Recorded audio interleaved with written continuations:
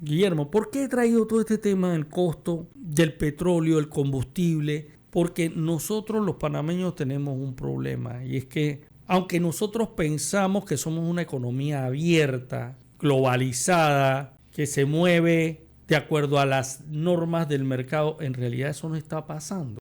Eso no está pasando al 100%. En Panamá cuando un precio sube nunca baja. Nunca baja. Nunca vuelve a bajar. Nunca baja. Y eso es una cosa que es preocupante y que a mí me preocupa del mercado panameño.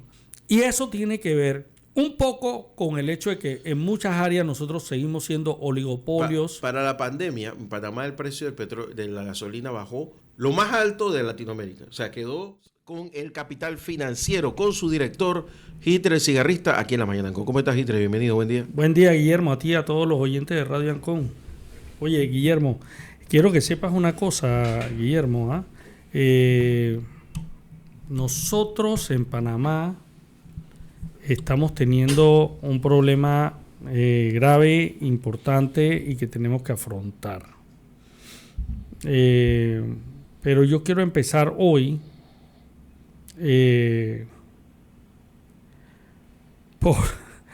porque, Guillermo, nosotros estamos pagando un combustible muy alto en un escenario donde los precios del petróleo están cayendo.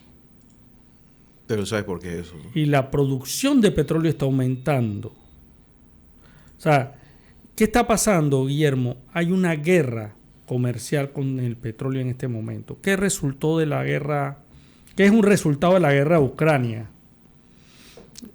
No sé si recuerdas que cuando comenzó la guerra de Ucrania el petróleo se disparó y llegó a $120 el barril. Bien, eso ocurrió generando una ola inflacionaria en todo el mundo.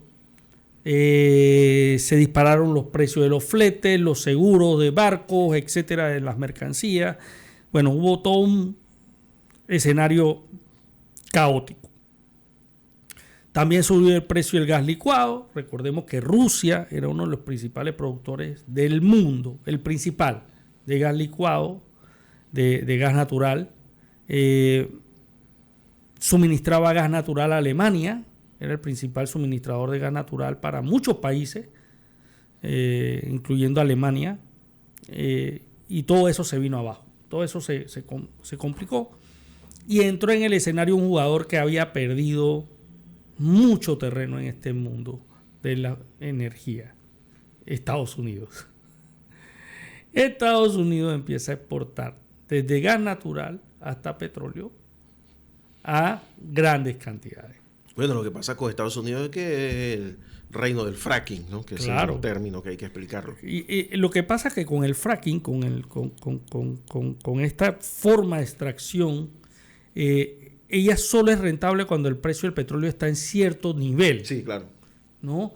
Y como el precio del petróleo subió, el fracking se hizo un negocio muy bueno y empezaron a producir en Estados Unidos. Señores, lo que está pasando hoy es que los llamados países OPEP, Arabia Saudita, Venezuela, Qatar, todos estos países se vieron afectados por ese crecimiento de la producción en Estados Unidos. Y el precio del petróleo ha ido bajando. Ha ido bajando. Hoy estamos hablando entre 60 y 70 dólares por barril. Y el problema es grave para estos países porque ellos dependen 100%. Muchos de estos países, Arabia Saudita, Qatar, Emiratos Árabes Unidos, dependen única y exclusivamente del petróleo. O sea, si no venden petróleo, sí, la cosa se daña. Y para poder recuperar mercado lo que están haciendo es aumentar la producción y al aumentar la producción el precio cae. Cuando el precio cae en Europa, no necesariamente cae en Estados Unidos, porque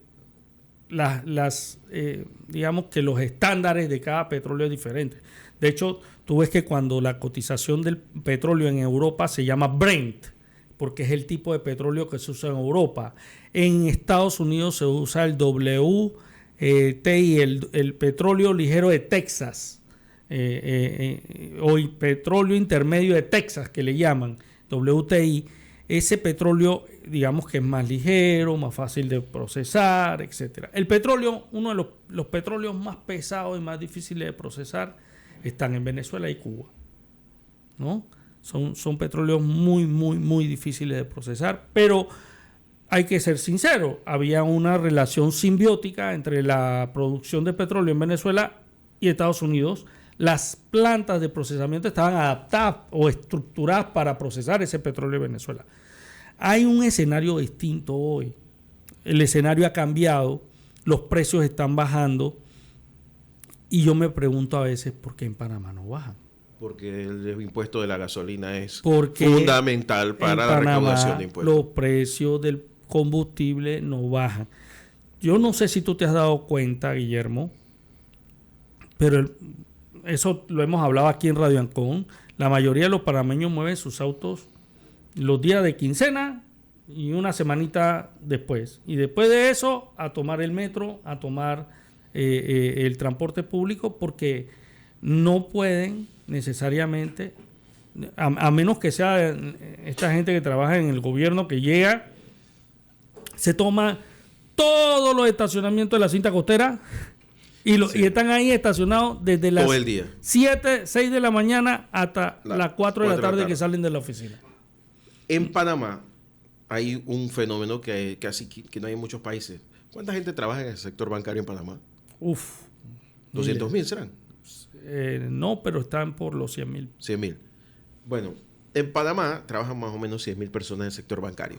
Y la mayor parte del sector financiero, la mayor parte de los bancos no se paga el 15 y el 30. Como ustedes sabrán, se paga una fecha intermedia por razones obvias. ¿Qué pasa? Ahí también pasa lo mismo. No todos usan los mismos carros.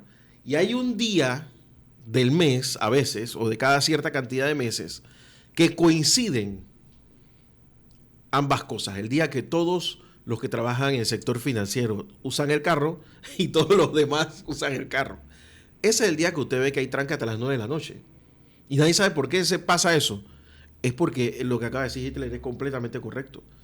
En Panamá acceder a la compra de un carro es cada vez más fácil, siempre y cuando tengas cómo hacerlo. Y como verás, el parque vehicular de Panamá es bastante nuevo. Aquí los carros como mucho tienen 5 años. Resultado de eso, vías que no crecen, porque evidentemente no deberían crecer, y que la gente pues ahora combina su transporte con el sistema público. O sea, lo que debió haber pasado es que la gente abandonara el carro y se quedara con el sistema público. Mucho de lo que pasa es que la gente llega a un punto donde puede tomar el metro. Claro. Estaciona y deja el carro ahí todo el día. Se mueve en el metro, se mueve en bus y luego regresa en la tarde y se mueve nuevamente a su casa en el auto. Tú vas a cualquier barriada de aquí a esta hora, como a las 10 de la mañana, 3 de la tarde, y tú ves las casas llenas de carros. Y tú dices, ¿dónde está esa gente? Se fue en el metro. Se fue en el metro. Las casas llenas de carros, llenas. Y Panamá está lleno de taxis parados. O sea, hay un tema diferente que habría que estudiar el comportamiento del panameño, pero por diferentes razones que desconozco no se hace. ¿Por qué es importante? Precisamente para ver temas de... Bueno, yo te voy a ser sincero. Allí es donde se necesita la labor de investigación, por ejemplo, de la Universidad de Panamá o de la Universidad Tecnológica. ¿Qué está pasando con el panameño, la movilidad del panameño, por ejemplo? La Universidad de Panamá no debería tener llenos de estudios, pero bueno, ya yo dije lo que pienso de la Universidad de Panamá, ustedes saben. Yo lo que sí digo es lo siguiente, Guillermo. Desde mi humilde punto de vista de periodista especializado en temas económicos, yo no soy economista, no pretendo serlo, pero sí pienso, viendo la coyuntura internacional, lo que está pasando, que algo de eso se debería reflejar en el precio. Hitler, no va a bajar porque al final del camino, si tú no tienes forma de aumentar la recaudación, ¿cómo lo vas a hacer? No, pero aumentando el precio del petróleo y que la gente tenga que consumir y ahí va. Al final esto también es contraproducente porque todo esto que estamos hablando significa que la gente ya no se mueve en el carro al trabajo. ya no se mueve en el carro todo el día. Entonces el consumo de combustible se reduce y el ingreso. O sea, ¿por qué pasa esto? Porque la gente no tiene el recurso para poder solventar todos sus gastos. Entonces tengo que reducir en algo. ¿Qué reduzco? Bueno, dejo de moverme en el carro, llevo el carro hasta cierto punto, estaciono y ahí me muevo en metro. A ver que cuando la línea 3 del metro comienza a funcionar, va a ir hasta los ojos. No. Eso. Y los carros van ahí también montones. O sea, que va a seguir el tranque porque la gente no va a abandonar el carro. Yo tengo un sobrino que está trabajando precisamente en la construcción de la línea 3 y estábamos conversando casualmente ayer sobre, y que ya todo empieza a tomar forma. Él me decía el sobrino, oye tío, ya se empezaron a poner, a terminar las estaciones, a poner áreas verdes. Y él que trabaja en construcción, me dice, ya cuando uno empieza a poner área verde, la cosa está llegando a su final. Ya se acabó. Ya está llegando a su final. Y entonces yo me quedé pensando y le digo, oye, pero esos trenes, tú sabes que esos trenes no van a tener descanso, porque en Panamá Oeste todo el mundo está esperando eso para dejar el carro y moverse en el tren. No, y me dice, bueno, eso está diseñado para que encadenar varios trenes de forma tal de que puedan mover mucha gente, porque no van a poder operar como los de Panamá, y el mantenimiento va a ser desacoplar vagones y dejar una locomotora en las horas muertas. Claro que va a haber horas muertas, sí. porque para Raiján y La Chorrera no es que se mueve mucha gente entre las 10 de la mañana y la 1 de la tarde. No. Esas son las horas muertas. O si el tren va a funcionar, si el monorriel va a funcionar hasta las 12 de la noche, todo eso hay que definirlo. El gran tráfico va a estar en la noche y en la mañana. En la madrugada y en la noche, ¿no? Entonces, va a haber mecanismos, pero lo que yo insisto, Guillermo, ¿por qué he traído todo este tema del costo del petróleo, el combustible? Porque nosotros los panameños tenemos un problema, y es que aunque nosotros pensamos que somos una economía abierta y globalizada, que se mueve de acuerdo a las normas del mercado, en realidad eso no está pasando. Eso no está pasando al 100%. Hay muchas cosas que se están dando que nos afectan y nosotros no nos damos cuenta.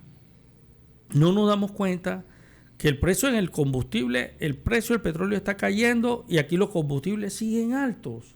Entonces tú ves que viene una baja del precio del combustible este viernes, y cuando tú vas a ver son 2 centavos, pero cuando sube 10. Entonces no hay, y esto voy a citar a mi amigo, hermano Saúl Méndez. Siempre me decía, en Panamá la ley de la gravedad no opera, no todo lo que sube baja. Y si no, mira los precios de la canasta básica familiar. Efectivamente, en muchos países ocurre que en una coyuntura suben los precios y de repente la coyuntura cambia y los precios bajan. Tú lo ves mucho en Estados Unidos. Yo no sé cuánto están los huevos hoy, pero los huevos llegaron a estar en $12 la docena y en California en $17 la docena. Terrible. Hoy no sé cómo estarán, pero seguro que no serán $17 porque todo cambia en el mercado estadounidense. De repente un litro de leche en Estados Unidos puede costar en un momento $5 porque pasó algo, se cayó la producción y baja después a $3, a $2. O sea, hay mecanismos que permiten que los precios fluctúen. En Panamá, cuando un precio sube, nunca baja. Nunca jamás baja. Nunca vuelve a bajar. Nunca baja. Y eso es una cosa que es preocupante y que a mí me preocupa del mercado panameño. Y eso tiene que ver un poco con el hecho de que en muchas áreas nosotros seguimos siendo oligopolios. Para la pandemia, en Panamá el precio del petróleo, de la gasolina bajó lo más alto de Latinoamérica. O sea, quedó, cuando todos se fueron, desplomaron al piso, aquí en Panamá quedó hasta todavía en el tope, arriba. Y cuando comenzaron a subir, la subida de Panamá fue exponencial, como si, no sé, nosotros necesitáramos llenar un... Como si tomáramos gasolina. En el mediodía. O toda nuestra producción eléctrica fuera térmica. Bueno, este tema es importante porque la gasolina, el combustible, es un elemento fundamental para todo. Entonces, nosotros nos preguntamos por qué Panamá tiene un nivel de vida, de costo de vida tan alto. Una de las razones es precisamente el combustible. Una de las razones por la que el costo de vida en Panamá es tan alto es el combustible. Y si no, solo piense esto, panameño, el 90% de la mercancía que se trae del interior a los mercados de la ciudad, del área metropolitana, viaja en pick-up. Entonces, si usted tiene un precio del diésel alto, el costo de movilidad de los alimentos es alto y eso se transfiere a los precios. Por eso es que yo me meto en este tema. No me meto en este tema porque me parece que hay que bajar. No, es que esto es un elemento fundamental. Mira, Guillermo, tenemos un tema importante a puertas. Nosotros tenemos un problema de costo de vida. Yo entiendo al presidente cuando dice que este es un gobierno empresarial, él lo ha dicho, proempresarial, pero uno no puede gobernar solo para un sector. ¿Me explico? Y hay un elemento que es fundamental, Guillermo. Todos somos consumidores, incluyendo los que producen. Todos somos consumidores, porque tú no produces el 100% de las cosas que tú necesitas para vivir. Si tú eres un productor de leche, tú produces leche. Y el pan, y el arroz, y la carne, la produce otro.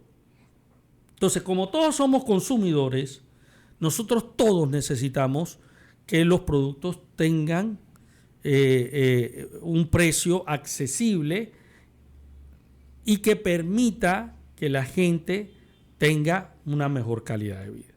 ¿Por qué menciono todo esto al final? Señores, nosotros tenemos una inflación muy baja, pero precios muy altos. ¿Qué quiero decir con eso? Si nosotros viajamos a otros países de la región, con excepción de Costa Rica, donde los precios son un poco más altos que aquí, si nosotros viajamos a otros países de la región, nos vamos a encontrar con que los alimentos son mucho más baratos, con que el costo de vida, alquiler, energía, agua no, energía, es mucho más barato. Todavía nosotros pagamos el agua más barata del mundo.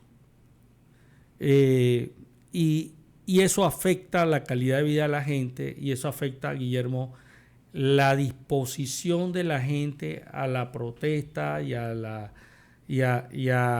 rechazar las políticas públicas, sea cual sea, venga de donde venga, sea quien sea el presidente. Entonces, tenemos que entender, quienes están gobernando, quienes están en la empresa privada, que si tú quieres un pueblo feliz, el pueblo tiene que tener garantizado el acceso a una buena calidad de vida, salud, educación, vivienda, a alimentos en cantidades suficientes y necesarias para garantizar su reproducción y muy importante, a que le quede dinero disponible para distracción, recreación.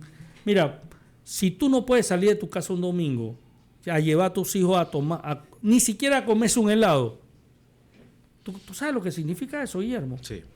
Eso va generando una frustración y un malestar. Y entonces tú ves a los otros viviendo la vida de rico y famoso y tú no puedes llevar a tu pelado ni siquiera a comer una pizza de la pizzería donde se venda más barata la pizza. Porque no te alcanza. Mira, aquí en Panamá, alguien me contó que en las costas, tanto del Pacífico como del Atlántico, hay normalmente amarrados $5,000 millones en botes de recreación, de todo tipo, chicos, grandes, medianos, o sea que un montón. Esos botes usualmente los maneja alguien, tiene un capataz, Capitán, un capitán, un segunda, un secre, 2, 3 secres ahí. Esa gente vive en algún lugar y habla con gente y ve cosas y ve gente en esos botes. Estoy hablando nada más de eso, los botes, no estoy hablando de otras cosas, los botes. El derroche y todo lo demás. Entonces, claro, esa gente va a su casa y ve cómo sus vecinos, cómo sus amigos la pasan mal, pasan trabajo. Entonces, claro, la gente piensa de que no, lo que pasa es que yo no voy a la ciudad porque yo vivo acá en Costa del Este, vivo aquí en Ocean Reef. Sí, pero alguien limpia la casa, alguien atiende abajo en el edificio, alguien está ¿cómo se llama? Corta el en la césped. entrada, otro corta el césped. Y ellos están viendo. Y ellos cuando van a su casa hablan con la gente. Y dicen, no, y ellos ven la diferencia. Enorme diferencia, como si vieran de un país a otro, como si vieran de un planeta a otro. Sí, señor. Entonces eso va creando un resentimiento social que no es falso, es real. No te digo que eso va a estallar en 1000 pedazos, pero sí está ahí. Lo que pasa es que tú te pones a pensar, Guillermo, bueno, ¿qué pasó en la etapa final del gobierno de Martín Torrijos y el gobierno de Martinelli, el expresidente Martinelli? Bueno, estábamos construyendo el canal, se inició la etapa de construcción de la mina, se estaba construyendo una represa en Bocas del Toro, o sea, había trabajo en diversos puntos del país. El 80% de los edificios que tú ves nuevos en la ciudad de Panamá se estaban construyendo entre el 2007 y el 2012. Entonces había trabajo, había empleo y la gente sentía que tenía los recursos para disfrutar de la vida, no solo para subsistir, que es lo que está pasando hoy. Porque el pelado que limpiaba césped, limpiaba en la mañana, en la tarde, en la noche y tenía plata para llegar a su casa y tener lo que tú acabas de decir, calidad de vida. Mucha gente no le interesa salir de donde está. Mucha gente tampoco le interesa poner un segundo piso en su casa.